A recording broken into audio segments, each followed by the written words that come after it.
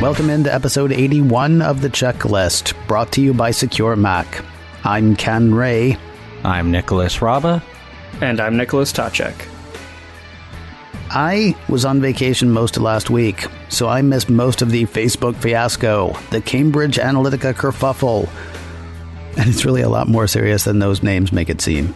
While I missed those stories, it seems quite possible that those stories did not miss me. I've glanced reports about Cambridge Analytica execs saying that they could blackmail and intimidate people, and none of that is what we're talking about today. What we're talking about today are the parts that you and I may have played in the Facebook bits. This is going to involve a bit of history and then some potential next steps. We'll do the history first. From a CNBC report, academic Alexander Kogan and his company Global Science Research created an app called This Is Your Digital Life all the way back in 2014. Users were paid to take a psychological test, and the app collected the data. It also gathered data on a person's Facebook friends, according to the report. In this way, says CNBC, 50 million Facebook profiles were mined for data. Kogan then shared this with Cambridge Analytica, which allowed the firm to build a software solution to help influence choices in elections, according to whistleblower Christopher Wiley, who revealed the alleged practices to the press. Wiley claimed the data sold to Cambridge Analytica was then used to develop psychographic profiles of people and deliver messages in favor of then presidential candidate Donald Trump directly to those users online. Facebook has said that while the data was obtained by Cambridge Analytica legitimately, it claimed that Kogan lied to the social media platform and violated its policies in transferring that data. Facebook banned Kogan's app in 2015 and ordered all parties he had given the data to destroy it. Recent reports surfaced suggesting that this data was not destroyed. Nonetheless, Cambridge Analytica argues it did delete the data when it was told to.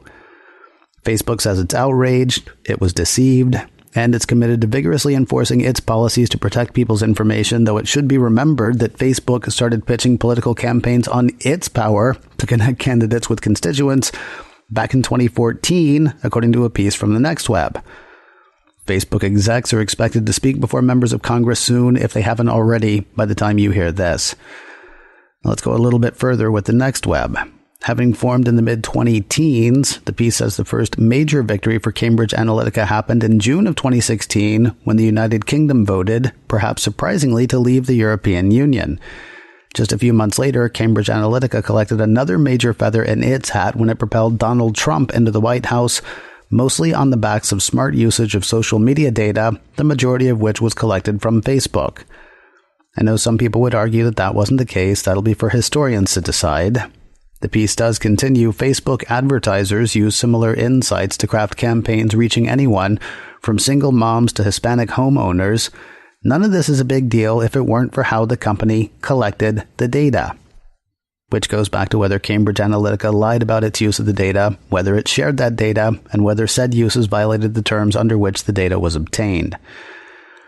So let's say all of that was on the up and up. Let's say nothing anyone did violated anyone else's agreed upon terms. Check out this bit from the Next Web. Cambridge Analytica's This Is Your Digital Life app was downloaded by 270,000 Facebook users, each of which consented to allow Kogan's app access to personal information provided by users on Facebook. Among other things, this included content that they'd liked, the city they live in, and the same information about their friends. By downloading the app, users weren't only consenting to give up their personal details, but that of each unwitting connection in their friends list, privacy settings permitting. So, often confusing privacy settings plus your cousin's desire to know which Marvel superhero he or she would be may have led to all of this. Yeah, I know, right? It's kind of crazy. I think about that. I think about the times like, my mom sends me a thing and says, it turns out I'm kind. Well, I think my mom is kind. She didn't need Facebook. Anyway, the question now is, what do we do next? At least that's the question that we're hitting today. Is Facebook going away? Probably not. Is Zuckerberg going to jail? That seems even less likely. Will lawmakers do anything about any of this? The cynical part of me says that you'll see Zuckerberg in a prison jumpsuit before you see that. And again, I don't think anything's going to happen to Zuckerberg. I don't even know if anything should happen to Zuckerberg or to Facebook. We are where we are right now. So where is that? And what do you do if you want out?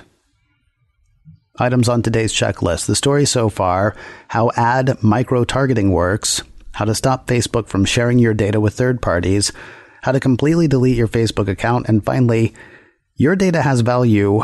Don't just give it away.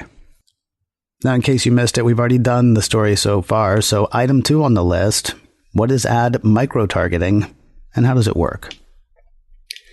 Well, before we talk about micro-targeting, let's talk a bit about how advertising has worked in the past, before the days of the information superhighway. Advertising has been around for a long time, and from the very start, the goal of advertisers has been to make a sale, to make money. There are some ways to increase the odds of converting an ad viewer into a customer, one of which is choosing the appropriate time and place to display the advertisement. When it comes to print or TV advertising, companies have a bit of control over this, such as displaying ads for kids' toys during afternoon cartoons, or ads for Metamucil on channels more likely to be watched by the elderly. This method has worked pretty well, but there's no guarantee that they're hitting their exact intended audience with those ads. However, with the advent of the internet, combined with all the demographic information we give away freely to social networks, advertisers have a much better chance of getting their ad in front of exactly who they want to show it to, thus increasing the chances the ad will convert. That is to say, that the ad will result in a sale. Let's pretend for a minute here that we are an advertiser. We're trying to sell a specialized and rather expensive golf club. Now, in the non-internet world, there are a few different approaches we could take to maximize our return on investment. We could put up a billboard on the side of the road advertising our fancy golf club, in which case we're just hoping enough people who also happen to be golfers see our billboard. Most of the people who see the billboard won't actually be golfers, however. We could instead advertise in a golf magazine. That way we know that people seeing the ad are most likely interested in golf. And then we just have to hope that they have enough disposable income to buy our special golf club. And that's a whole lot of wishing and hoping that we get the attention of our target audience. If we take our ad to the internet, however, we can vastly increase those odds in our favor. On the internet, we can go to the platform we want our ad to run on, be it Google, where the ads show up along with the search results, or on social media, where the ads will show up in line with somebody's activity feed. We can utilize something called microtargeting to ensure we're hitting the right audience with our ad. Microtargeting can be used on a broad level, such as specifying that we want the ad to be displayed to all people from a specific country, or in a specific age range. Now, if you combine multiple microtargets together, you can get really specific as far as your target audience goes. For example, we could specify that we only want the ad for our fancy golf club to be shown to people over the age of 35, living in the United States, who have already expressed an interest in golfing, and have a disposable income over a certain threshold. By only targeting a specific audience with our ad, we're not only maximizing our chances of making a sale, we're minimizing the cost of our ad campaign, since it's generally based on the number of people who see the ad. One thing to keep in mind is that our example with golf clubs uses some pretty broad categories to define our target audience. With the amount of information that ad networks have on us, either info we provide freely in the form of setting up our social media profiles, or best guesses made by those ad networks based on tracking our online browsing habits, advertisers can get extremely specific as far as microtargeting goes. Microtargeting makes it possible to display ads to people with a specific relationship status, level of education, ethnicity, political view, and so on.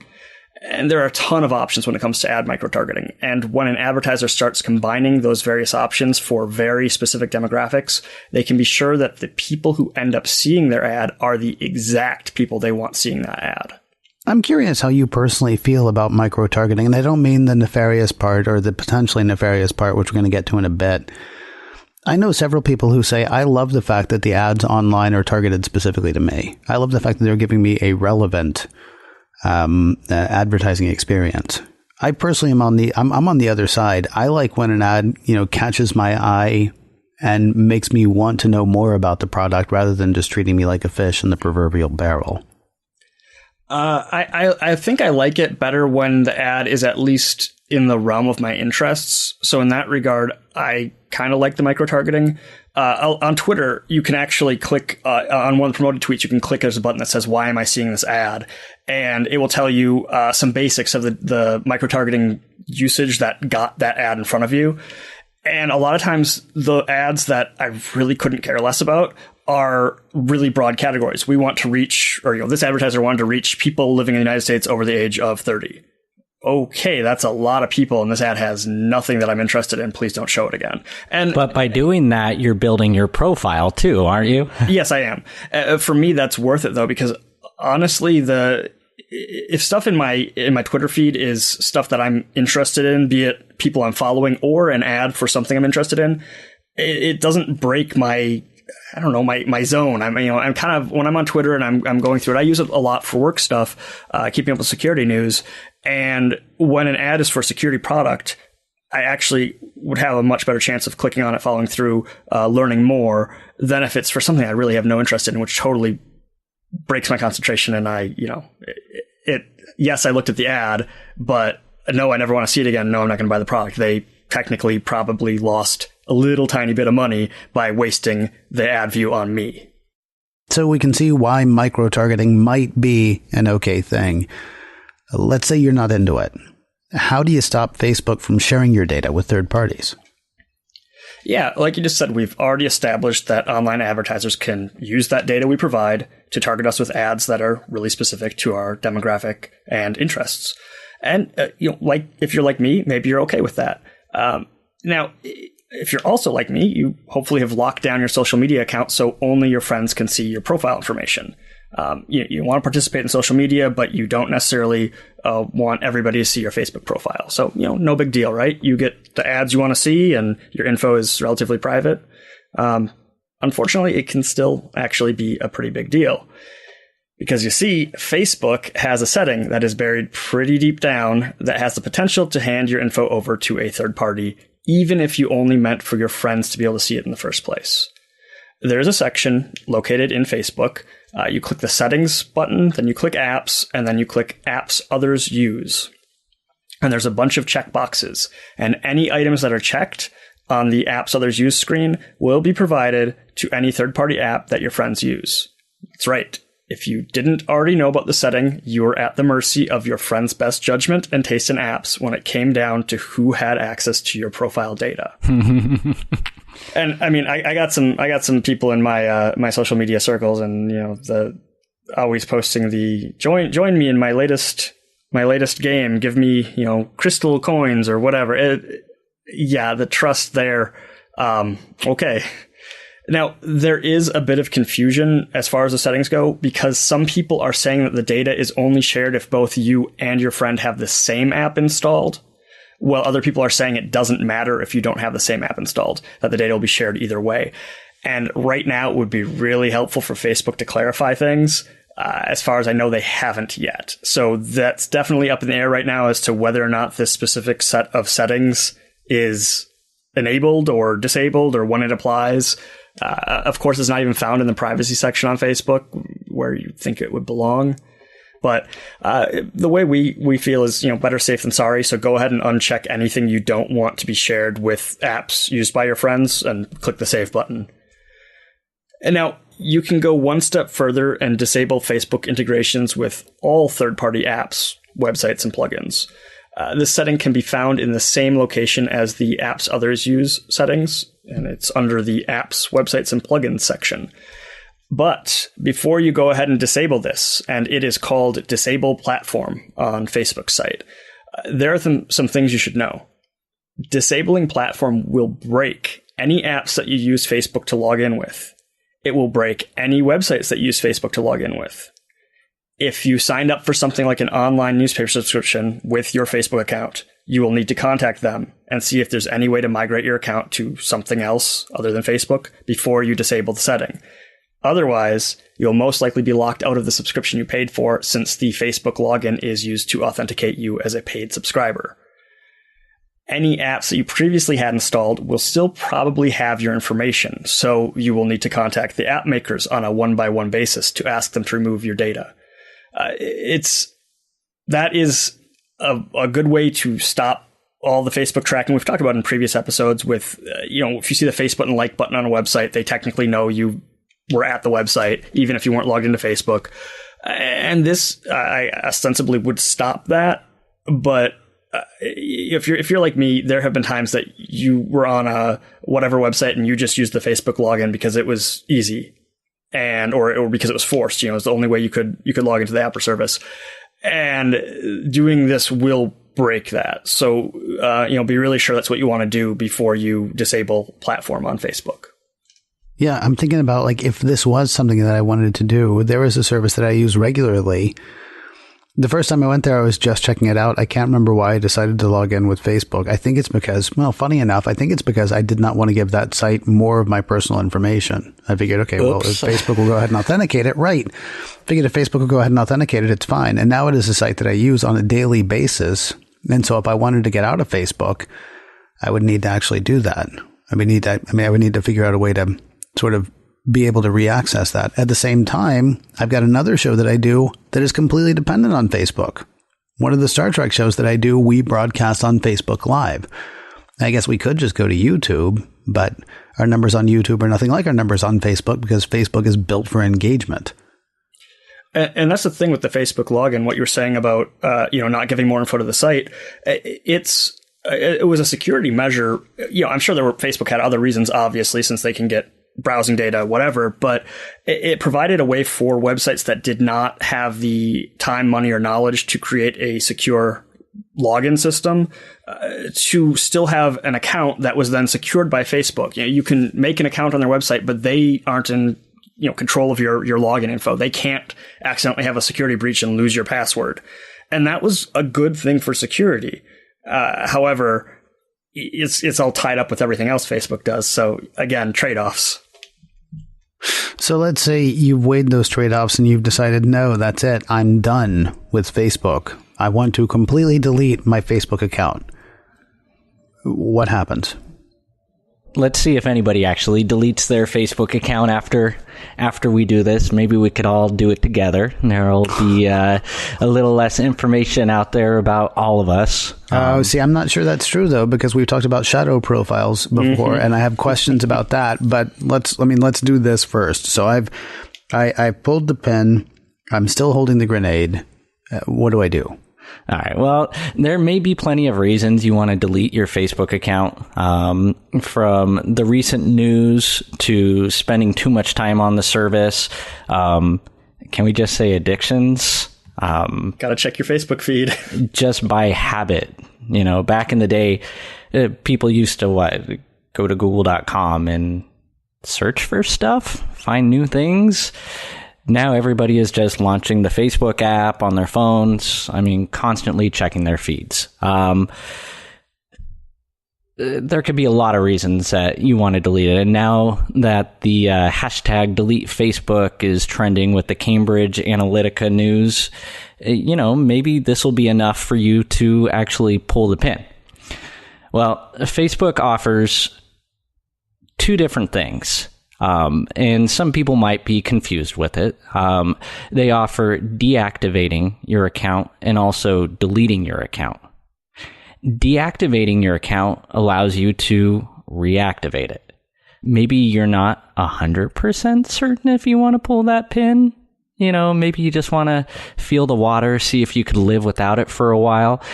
Deactivation can be done under the settings menu under manage account, and from there you'll be able to deactivate your account.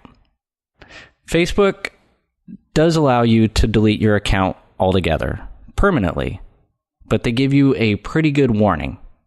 All right, so everybody bring up your web browser. You can go to facebook.com/help/delete_account. Now, they're going to display a pretty good warning here. The warning: if you don't think you'll use Facebook again, you could request to have your account permanently deleted. Please keep in mind that you won't be able to reactivate your account or retrieve anything you've added. Before you do this, you may want to download a copy of your info from Facebook. So they supply the link there. And if you've never downloaded your data from Facebook, or you're wondering what all is included in that data, go ahead, take a look at it, download it. And then it continues. If you'd like to permanently delete your account with no option for recovery, this is where you continue and you press the deactivate button. When you do delete your account, they say people won't be able to see it on Facebook, but it may take up to 90 days from the beginning of the deletion process to delete all the things you've posted, like your photos, status updates, and data stored in the backup systems.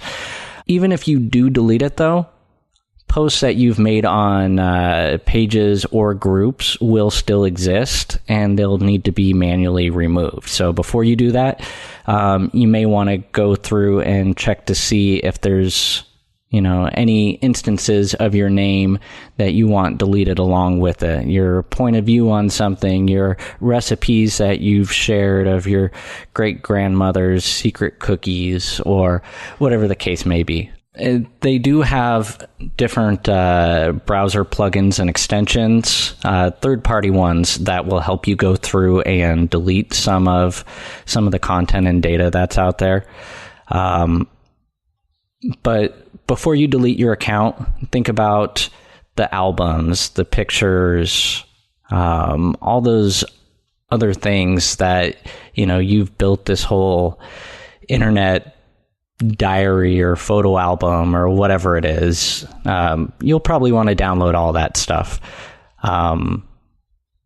Or you could just forget your login altogether, like you probably have done with your MySpace account, and then years and years down the line, maybe try to recover your password and then have a little time capsule or something. That's an absolutely crazy idea. So let's go back, though, to, and forgive me, it's been a while since we've done it. Well, let me just ask you point blank. No, I shouldn't ask you point blank because it's a security question. I will tell you that when all the stuff with Cambridge Analytica broke, I began to wonder whether I was finally going to just delete my Facebook account. Now, I will say, I think whatever changes they've made over the past couple of months, I'm not checking Facebook nearly as much as I did. Twitter is still like crack for me, but I'm not checking Facebook nearly as much as I did. So they may have already done something to break that habit in a way.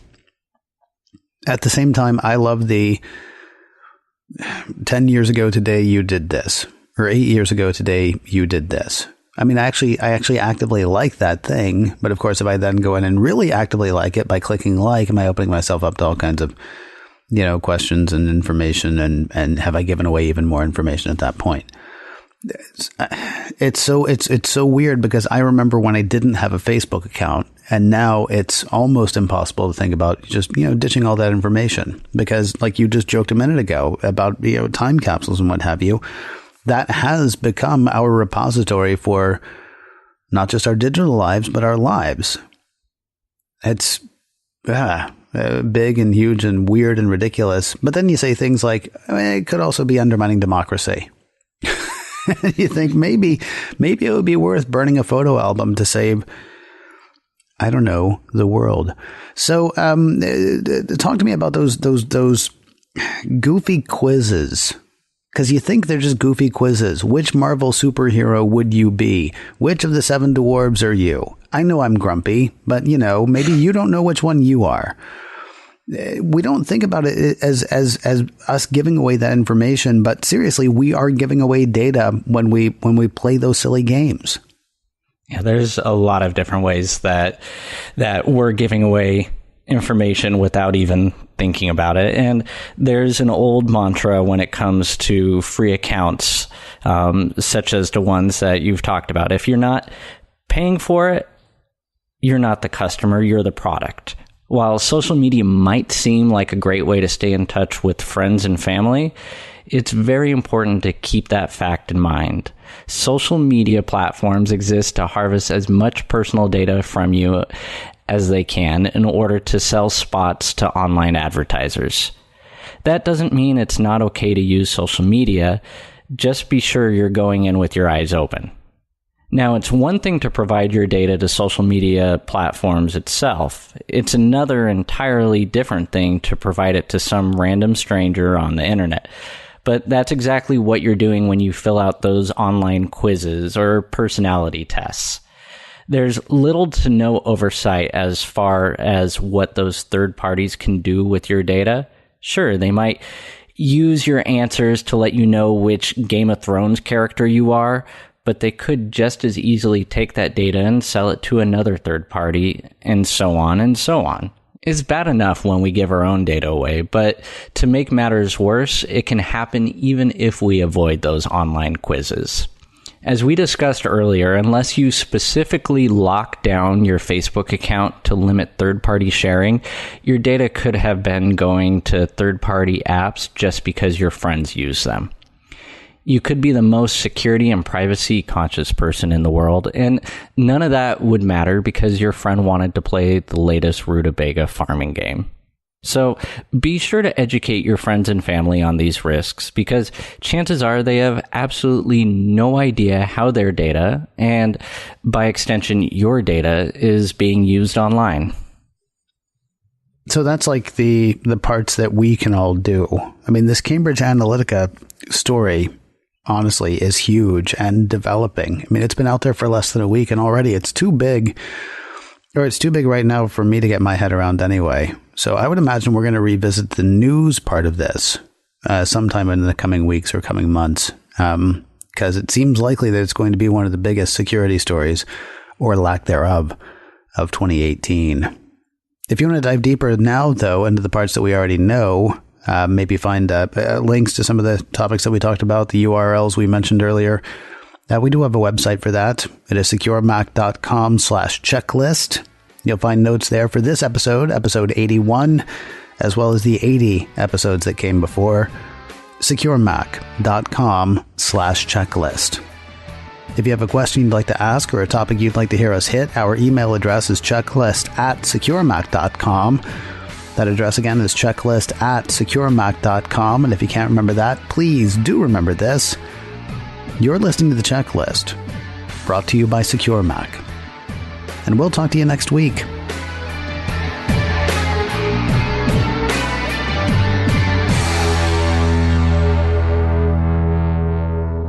And if you haven't deleted your Facebook account yet, make sure you like Secure Mac on Facebook.